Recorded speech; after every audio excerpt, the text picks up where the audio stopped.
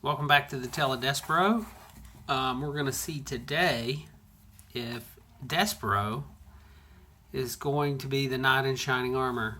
We're going to see if he can make it into the dungeon to save the princess.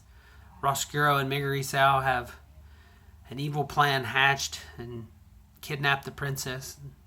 Despereaux has just left the cook in the kitchen. The cook this time didn't try and kill him, which is good because he's on a quest. All right, chapter 46. Despereaux stood at the top of the dungeon stairs and peered into the darkness that waited for him below. Oh, he said, oh my. He had forgotten how dark the dark of the dungeon could be, and he had forgotten, too, its terrible smell, the stench of rats, the odor of suffering. But his heart was full of love for the princess, and his brave stomach was full of the cooked soup, and Despereaux felt brave and strong. And so he began immediately, and without despair, the hard work of maneuvering the spool of thread down the narrow dungeon steps. Down, down, down went Despereaux, tilling in the spool of thread. Slowly, oh, so slowly they went, and the passage was dark, dark, dark. I will tell myself a story, said Despereaux. I will make some light. Let's see. It will begin this way. Once upon a time, there was a mouse who was very, very small, exceptionally small, and there was a beautiful human princess whose name was P, and it so happened that this mouse was the one who was selected by fate to serve the princess, to honor her, and to save her from the darkness of a terrible dungeon. This story cheered up Despereaux considerably. His eyes became accustomed to the gloom, and he moved down the stairs more quickly, more surely, whispering to himself the tale of a devious rat, and a fat serving girl, and a beautiful princess, and a brave mouse, and some soup, and a spool of red thread. It was a story, in fact, very similar to the one you're reading right now, and the telling of it gave Despereaux strength. He pushed the spool of thread with a great deal of gusto, and the thread, eager, perhaps, to begin its honorable task of aiding in the saving of a princess, leapt forward and away from the mouse and went down the dungeon stairs ahead of him, without him. No, cried Despereaux. No, no, no. He broke into a trot, chasing the thread through the darkness, but the spool had a head start, and it was faster. It flew down the dungeon stairs, leaving Despereaux far behind. When it came to the end of the stairs, it rolled and rolled until finally, lazily, it came to a stop at the gnarled paw of a rat. What have we here? Said the one-eared rat to the spool of thread. I will tell you what we have, said Botticelli Rimorso, answering his own question. We have red thread. How beautiful. How delightful. Red thread means one thing to a rat. He put his nose up in the air. He sniffed. He sniffed again. I smell? Could it be? Yes, most definitely it is. Soup. How strange. He sniffed some more, and I smell tears, human tears. Oh, delightful. And I also detect the smell. He put his nose high into the air and took a big whiff. I smell flour and of oil. Oh my, what a cornucopia of scents. But below it all, what do I smell? The blood of a mouse, unmistakably mouse blood. Exactly, mouse. Botticelli looked down at the spool of thread and smiled. He gave it a gentle push with one paw.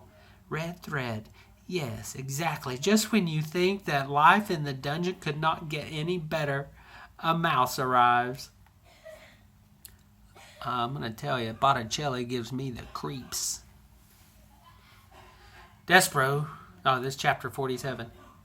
Despereaux stood trembling on the steps. The thread was most definitely gone. He could not hear it. He could not see it. He should have tied it to himself when he had the chance, but it was too late now. Despereaux's dire situation suddenly became quite clear to him. He was a 2-ounce mouse, alone in a dark, twisting dungeon full of rats. He had nothing but a sewing needle with which to defend himself. He had to find a princess, and he had to save her once he found her. It's impossible, he said to the darkness. I can't do it. He stood very still. I'll go back, he said, but he didn't move. I have to go back. He took a step backward. But I can't go back. I don't have a choice. I have no choice. He took one step forward and then another. No choice. His heart beat out to him as he went down the stairs. No choice. No choice. No choice. At the bottom of the stairs, the rat Botticelli sat waiting, and when Despereaux stepped from the last stair onto the dungeon floor, Botticelli called out to him as if he were a long-lost friend. "Ah," said Botticelli, "there you are, exactly. I've been waiting for you." Despereaux saw the dark shape of a rat, that thing that he feared and dreaded for so long, finally step out of the gloom and come to greet him. "Welcome, welcome," said Botticelli. Despereaux put his paw on the needle. "Ah," said Botticelli, "you are armed. How charming." He put his paws up in the air. "I surrender." "Oh, yes, certainly, exactly, I surrender." Said Despereaux. "Yes, Botticelli, you." He took the locket from around his neck. He began to swing it back and forth. "Please, go on." "I don't want to hurt you," said Despereaux. I just need to get by you. I'm on a quest." "Really?" said Botticelli. "How extraordinary. A mouse on a quest." Back and forth went the locket. "A quest for what?" "A quest to save the princess." "The princess?" said Botticelli. "The princess. The princess. Everything seems to be about the princess these days. The king's men were down here searching for her, you know. They didn't find her. That goes without saying. But now a mouse has arrived. He is on a quest to save the princess." "Yes," said Despereaux. He took a step to the left of Botticelli. "How inspiring," said Botticelli. He lazily took a step to his right, blocking Despereaux's way. "Why the hurry, little friend?" "Because," said Despereaux, "I have to." Yes, you have to save the princess. Exactly. But before you save her, you must find her. Correct?" "Yes," said Despereaux. "What if," said Botticelli, "what if I told you that I know exactly where the princess is? What if I told you that I could take you right directly to her?" Said Despereaux. His voice shook. His paw on the needle trembled. "Why would you do that?" "Why would I do that? Why would I help you? Why? To be of service. To do my part for humanity. To aid in the saving of a princess." But you are a rat," supplied Botticelli. "Yes, I am a rat, and I see by your trembling that the greatly exaggerated rumors of our evil nature have reached your oversized ears." "Yes," said Despereaux. "If," said Botticelli, swinging the locket back and forth, "if you allow me to be of assistance, you will be doing me a tremendous favor. Not only can I do a good deed for you and for the princess, but my actions will help to dispel this terrible myth of evil that seems to surround rats everywhere. Will you let me assist you? Will you let me assist myself and my kind? My friends? Was it a trick?" Of course it was. Botticelli did not want to be of service. Far from it. You know what Botticelli wanted. He wanted others to suffer. Specifically, he wanted this mouse to suffer. How best to do that? Why, take him right directly to what he wanted, the princess. Let him see what his heart desired, and then, and only then, faced with what he loved, would Despereaux die. At the end of it all, how tasty the mouse would be, seasoned with hope and tears and flour and oil and thwarted love. My name, little friend, is Botticelli Remorso, and you may trust me. You must trust me. Will you tell me your name? Despereaux. Despereaux Tilling. Despereaux Tilling, take your paw from your weapon and come with me. Despereaux stared at him. Come, said Botticelli. Let go of your needle. Take hold of my tail. I will lead you to your princess. I promise. What? My friends, in your experience, is the promise of a rat worth? That's right. It's worth zero. Zip. not a goose eggs. But I may ask you this question too. What else was there for Despereaux to hold on to? You're right again. Nothing. And so the mouse reached out. He took hold of the rat's tail.